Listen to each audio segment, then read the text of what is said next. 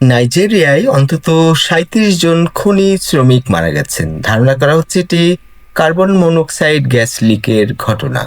দুর্ঘটনাটি ঘটেছে প্লেটু অঙ্গরাজ্যে ওয়াসে শহরের কাছে একটি খনিতে।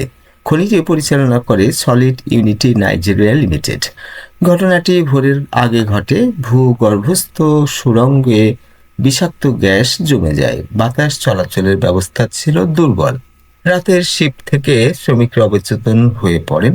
সকালে কাজে আসা শ্রমিকরা তাদের খুঁজে পান। ২০ জনের বেশি শ্রমিককে উদ্ধার করা হয়, তাদের হাসপাতালে নেওয়া হয়। খনিটি ঘিরে রেখেছে নিরাপত্তা বাহিনী। তদন্ত শুরু হয়েছে। খনিটি রাজধানী জোস থেকে প্রায় ২০০ কিলোমিটার দূরে।